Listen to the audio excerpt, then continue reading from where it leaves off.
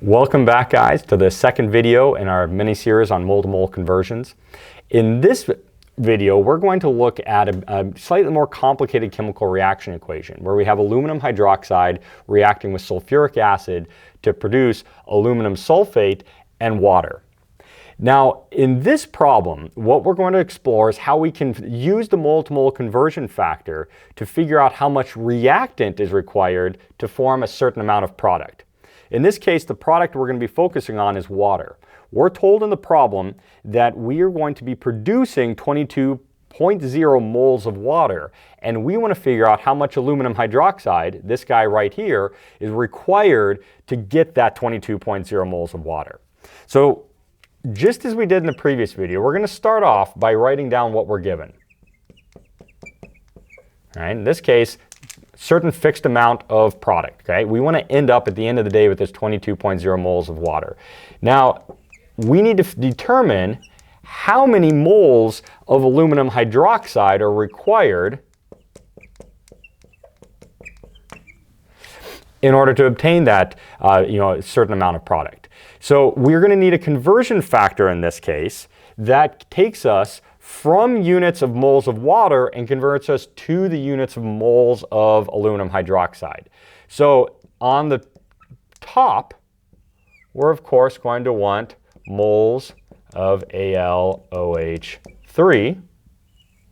And on the bottom, we want to convert out of the units of water, all right? So we're going to want moles of water on the bottom to cancel that one out. And then just as we did in the previous problem, we're going to come back and look at our balanced chemical reaction equation to determine the values of these coefficients. All right? And so these coefficients are going to give us the number of, for aluminum hydroxide here, we see there's a 2.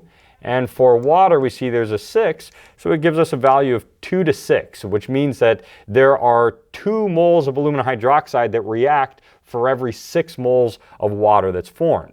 So now, with that conversion factor, we can come back down here and we can write out each one of the steps, again, starting off with our amount of product that we desire, 22.0 moles of water.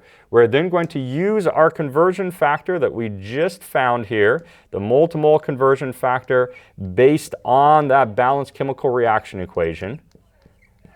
Aluminum hydroxide, and again we have from those stoichiometric coefficients here, this guy and this guy, I have 2 or 6. And once we carry out that conversion, what we see is that you should come up with something about 7.33, and we've now moved out of moles of water and into moles of our reactant, aluminum hydroxide. So what we've determined here is that you require 7.33 moles of aluminum hydroxide in order to produce 22.0 moles of our final product, water.